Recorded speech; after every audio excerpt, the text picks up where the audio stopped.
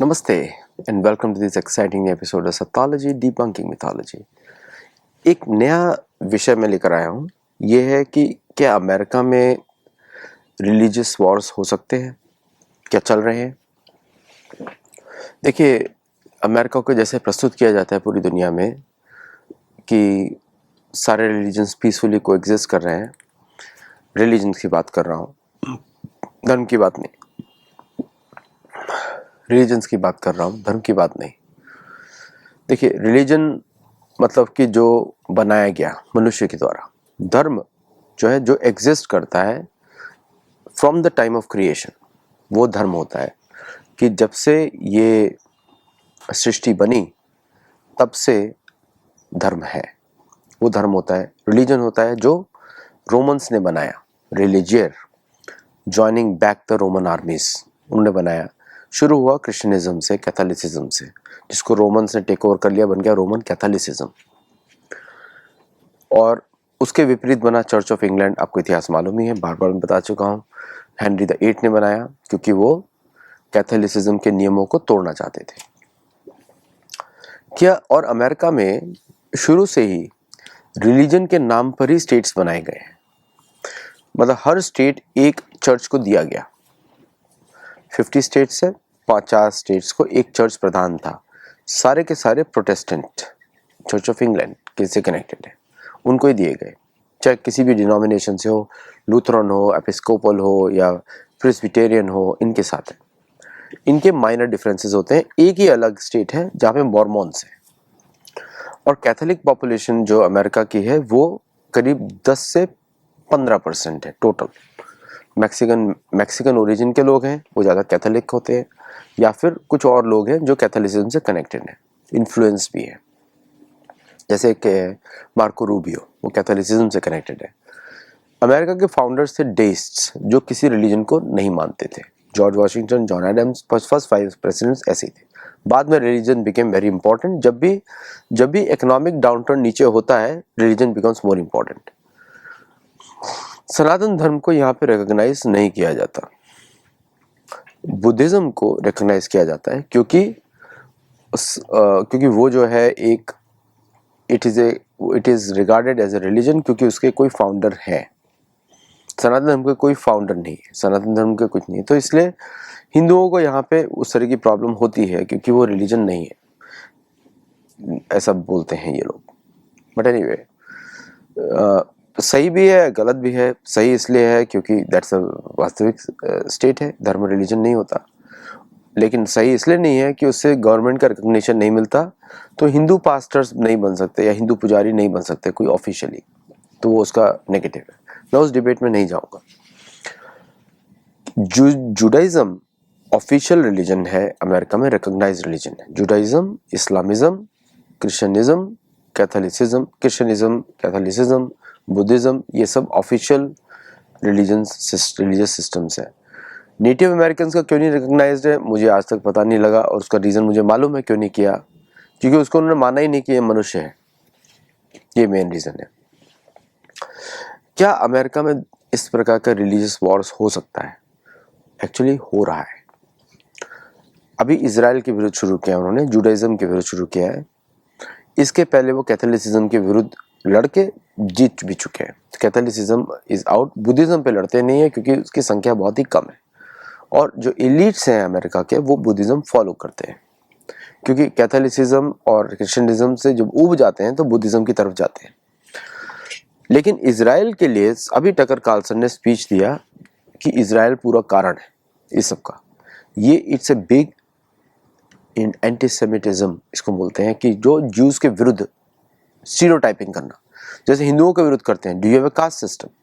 लेकिन क्योंकि हिंदुओं को रिलीजन नहीं है अमेरिका के रिकॉग्निशन में, तो इसलिए उसको उसके ऊपर कोई लीगल एक्शन लिया नहीं जा सकता। तो एक जस्ट एक सिस्टम है, वे ऑफ लाइफ है, ऐसा बोल के उसको निकाल देते हैं। सो इसलिए, लेकिन जूस का एक्शन इस पे होगा क्योंकि स्टीरियोटाइपिंग है। मैं आपको बताता हूँ क्या क्या चीज़ों पे उसको स्टीरियोटाइपिंग किया जाता है। जैसे कि किसी प्रकार के ज्यूस को नुकसान पहुंचाने का उनका जीवन के ऊपर पर उनके कुछ प्रकार का आघात करने के उसको बोला जाता है, और कुछ उनके ऊपर डिह्यूमनाइजिंग, डेमोनाइजिंग, स्टीरियोटिपिकल एलिगेशन जो जूस के होते हैं, जैसे कि कलेक्टिव पावर है इनकी, और जूस ने सारे दुनिया के काम खराब किए हैं, इस तरह का है। फिर उसके बाद है कि जेनोसाइड हुआ उनका जर्मनी पे, उस पर डाउट करना वो भी एंटीसेमिटिज्म में आता है। जैसे हिंदुओं की, क्योंकि हिंदू रिलीजन नहीं है तो इस पर कोई बता नहीं सकता यहाँ पे।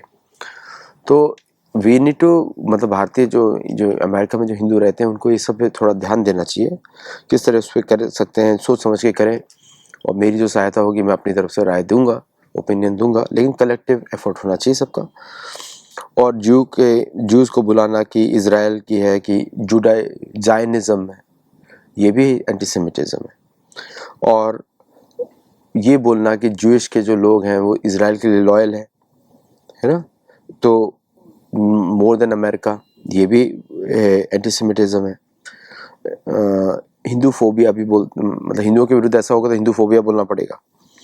और जूइश के लोगों को राइट नहीं देना डिटर्मिनेशन का, इजराइल के स्टेट को नहीं मानना, डबल स्टैंडर्ड्स करना कि जूस थोड़ा ज़्यादा उनको करें, मतलब डोनेशन दें, या फिर उनको ज़्यादा they should be doing more for America, ऐसा बोलना।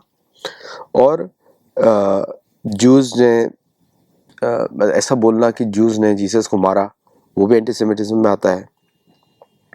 और इजरायली पॉलिसी को नाजीज के साथ कंपेयर करना, और holding juice responsible for actions of the state of Israel, ये सब एंटीसेमिटिज्म में आता है।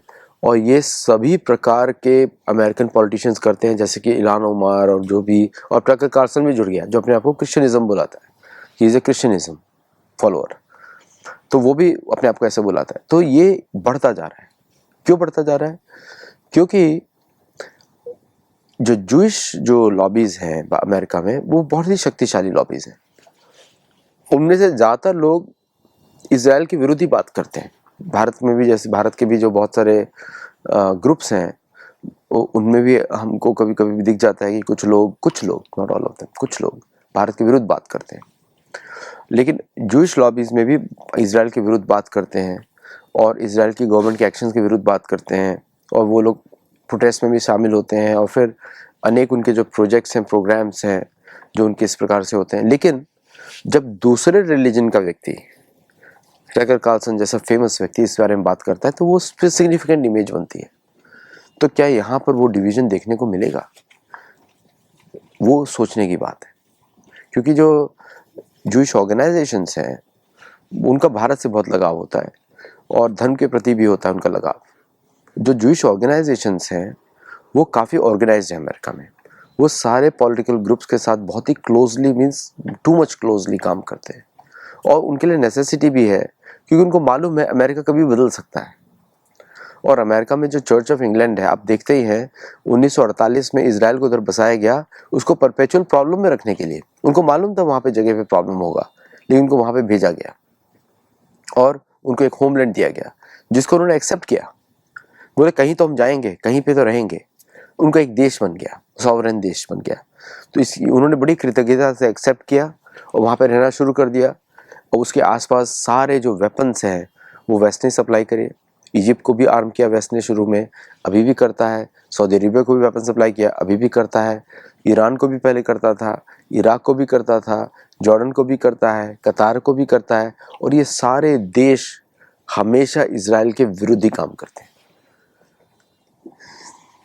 चाहे वो कितना भी अच्छा कर ले एक दूसरों के लिए, लेकिन उसके विरोध ही काम करते हैं। जैसे भारत के साथ भी ऐसा ही है। भारत के आसपास चारों ओर इसी तरह के लोग बसाए हुए जिसको अमेरिका ही सपोर्ट करता है। तो क्या अमेरिका में ये रिलीजियस वॉर्स बढ़ेंगे? मेरे हिसाब से बढ़ेंगे, क्योंकि अब जब जॉब की किल्लत आने वाली है, यहाँ पे कोई भी एक दूसरे का सगा नहीं है। तो जो क्रिश्चियनिज्म वाले हैं वो कैथोलिसिज्म के विरुद्ध काम करेंगे, जो जुडाइज्म वाले हैं वो अपने आप को डिफेंड करेंगे, क्योंकि उनकी संख्या बहुत कम है। मतलब अगर टोटल ऐड किए तो 17 मिलियन लोग हैं, विच इज सिग्निफिकेंट एक्चुअली, लेकिन उनके विरुद्ध काम करेंगे। नेटिव अमेरिकन को इन्होंने पेज से गायब कर दिया, जबकि वो 20 मिलियन है, उनको गायब कर दिया, है ही नहीं, एग्जिस्ट ही नहीं करते। ब्लड काउंटर बना के रिलीजन नहीं है, उनको अनएफिलिएटेड बोला जाता है, जबकि मेजोरिटी ऑफ देम जो होते हैं वो कैथोलिसिज्म से कनेक्टेड रहते हैं, क्योंकि that's the only way स्पेनियर्ड said कि अगर तुमको स्लेवरी से हटना है तो तुमको कैथोलिक बनना पड़ेगा। ये था स्पेनियर्ड्स का फोर्स, इसकी वजह से वो स्पेनिश बोलते हैं, है ना। तो ये सिस्टम चल रहा है, ये युद्ध में फंसेगा, लेकिन युद्ध तो चल ही रहा था, शुरू से चल रहा था, 1777 से चल रहा था, 76 से चल रहा था, अब बढ़ेगा, क्योंकि जब इकोनॉमिक एक्टिविटी नीचे जाती है तो रिलीजियस वॉर्स तो बढ़ते हैं, धार्मिक वॉर्स नहीं होते, क्योंकि उसके क्राइटेरिया अलग होता है धर्म का, लेकिन रिलीजियस वॉर्स तो होंगे। आप शिया सुन्नी को एक कमरे में बंद कर दो, कोई आएगा नहीं बाहर, ऐसे चलता है ना, ये दिखता है हमको, देशों में दिखता है, ये सुन्नी राष्ट्र है तो वहाँ पे शिया, पाकिस्तान का उदाहरण है, पाकिस्तान में अहमदिया भी सुरक्षित नहीं, शिया भी सुरक्षित नहीं, और हिंदू तो बिल्कुल ही नहीं, क्योंकि दोनों ही मिलकर हिंदुओं को मारते हैं। ईरान में भी सेम केस है, आप ज़ोरास्ट्रियन बनेंगे, आपकी भाषा नहीं दी जाएगी, आपका भोजन नहीं दिया जाएगा, आप पे सैंक्शन लगाए जाएंगे। यज़दी का देख लीजिए, सुन्नी शिया राष्ट्र में उसके पीछे पड़े रहते हैं। आप तुर्की का देख लीजिए, वहाँ के शमन के पीछे पड़े रहते हैं। तो रिलीजियस उधर कहीं पर भी इकोनॉमिक एक्टिविटी नहीं है। अमेरिका में शांति थी क्योंकि इकोनॉमिक एक्टिविटी ज़्यादा थी, अब वो सिमट रही है। तो ये सारे फैक्शंस खुलेंगे अब खुलकर, और स्टेट खड़ा होगा कैथोलिक प्रोटेस्टेंटिज्म के साथ। तो ये तो बढ़ने वाले हैं, चाहे पुलिस ऑफिसर चाहे जो भी हो, लेकिन फिर वो उनका क्रिश्चियनिज्म वर्सेस कैथोलिज्म का डिवाइड आने वाला है। अगर जुडाइज्म होगा तो उसके विरुद्ध तो डेफिनेटली एक्ट होगा।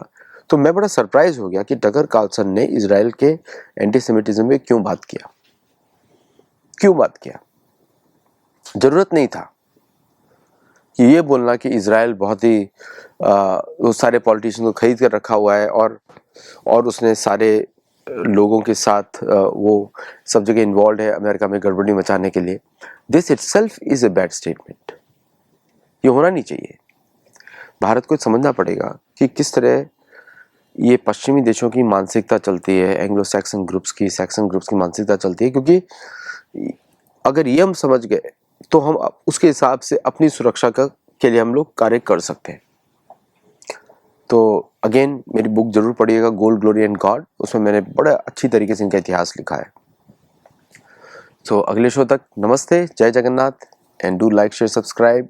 हम लोग को सपोर्ट करिए, हमारे साथ जुड़िए, और हम लोग और गुरुकुल को आगे बढ़ाते हैं अमेरिका में, जिससे सभी अमेरिकन को, ऑस्ट्रेलियंस को, जो न्यूजीलैंड में है, हमारे धार्मिक लोग साउथ अमेरिका में, सब लोग उसका बेनिफिट लें। जय जगन्नाथ।